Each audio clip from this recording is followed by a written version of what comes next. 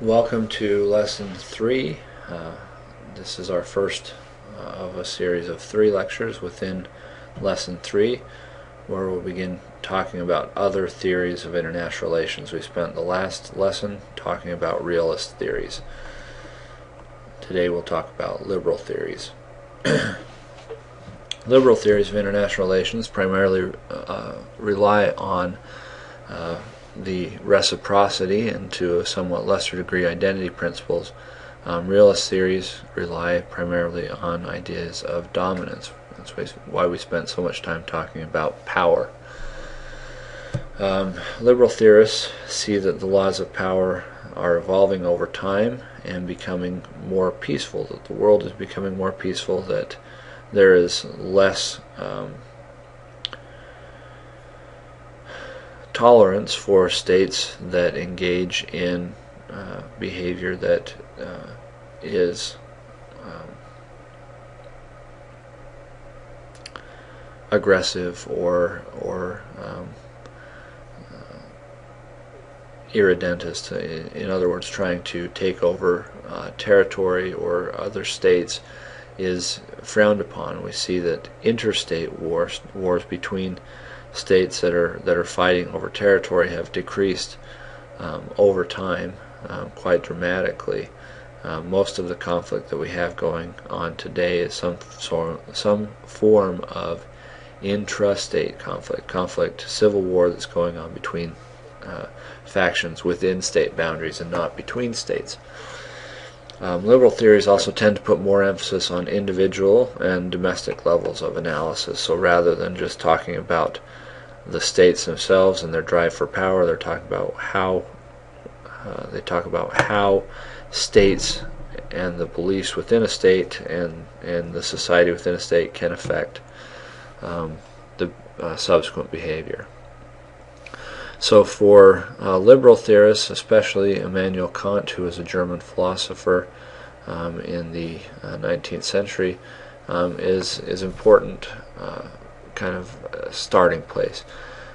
He theorized that there were kind of 3 things that make peace possible, or the Kantian triangle, it's sometimes called. The first is that, is based on reciprocity, is that states can develop rules and organizations between states that facilitate cooperation. So liberal theorists, liberal scholars look at organizations such as the United Nations or the World Trade Organization as this kind of positive place where states can get together and find ways to interact on a regular basis and solve problems in ways other than war. And that facilitates further cooperation on other issues, not only the ones that they originally got together to solve with their international organizations. Second, that peace depends on the internal character of governments, and so Kant theorized that if states were democratic in nature, that there are checks and balances against states going to war, that voting and having a legislature and that sort of thing would make it harder to go to war than if you just have a king who has the ultimate authority, or some sort of a central leader that is not democratically elected. And then kind of the third piece of Kant's triangle, his theory for what would lead to peaceful outcomes in international relations, is trade. Trade would work in 2 ways: that it increases wealth and cooperation, but it also creates a dependence, that states are then dependent on one another, and so it makes it less likely for states to go to war with one another, because that would hurt them, because they are somehow dependent on the other state for some sort of goods through trade.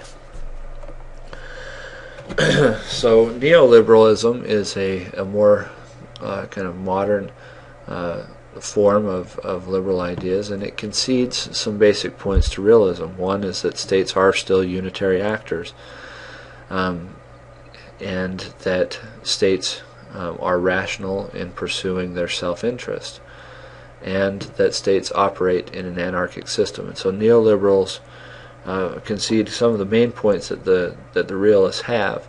The main difference is that neoliberals focus more on these potential areas of cooperation as outlined by Kant that we just talked about, rather than on power and the need to try to dominate and that sort of thing. Their primary argument, and one that is increasingly kind of bearing itself out, is that states do cooperate most of the time, and that war is relatively rare. And so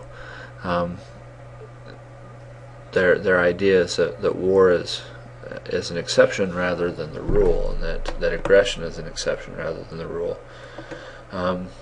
They also talk about the use of the prisoner's dilemma that we talked about briefly at the end of our discussion of realism.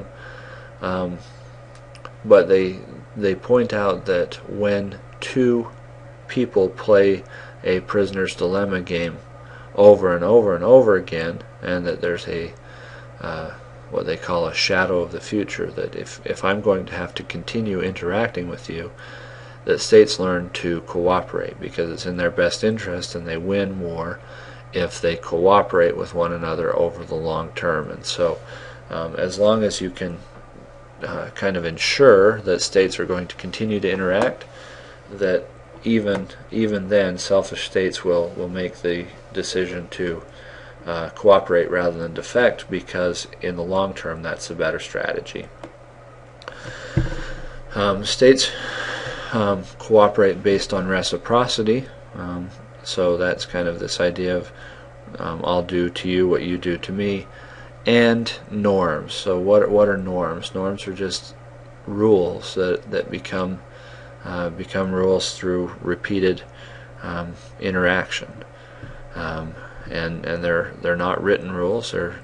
They are just the way that behavior has become regulated through repeated interaction between groups or individuals. So states rely on a context of rules, habits, and institutions that help differing sides avoid the worst outcomes. And so for neoliberals, states do follow certain rules, and they have habits, and if you have institutions such as the World Trade Organization or the UN that can help you to find solutions rather than war. And for neoliberals, designing these institutions is an important part of maintaining order and peace. Another concept that's important is this idea of international regime.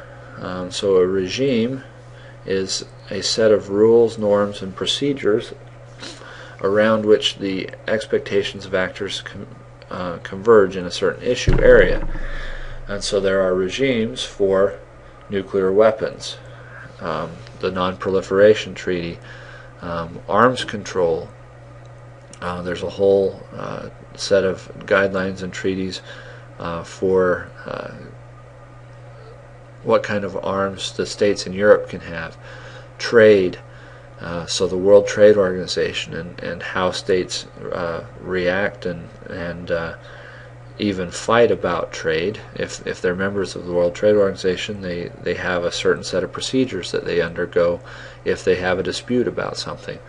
And Antarctic exploration. No one controls Antarctica, but yet we've found ways to cooperate on the exploration and scientific study of areas there, and we've found ways to cooperate there. So these are examples of international regimes, areas where we've kind of set the ground rules and people follow them even without a sort of central government or resorting to violence.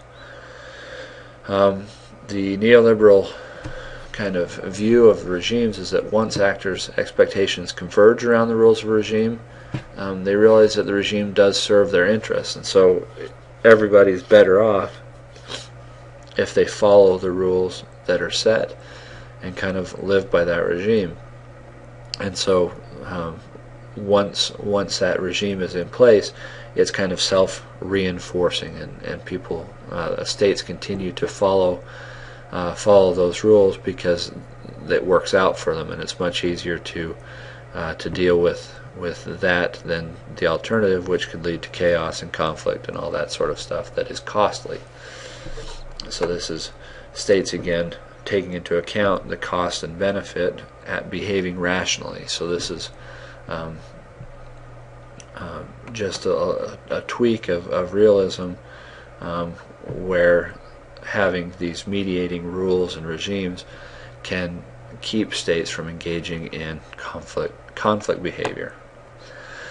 Another important concept within neoliberalism and within liberalism in general is that of collective security, and that is this idea of forming a broad alliance that includes all, and if not all, then most major actors, for the purpose of jointly opposing aggression by any actor. And we can see collective security especially working well in the case of the first Iraq War in 1990 and 91, where the world countries came together to oppose Saddam Hussein and his invasion of Kuwait. There are other organizations that have come up with collective security agreements. One is the Organization of American States, and one is the Arab League. Collective security depends on two main points.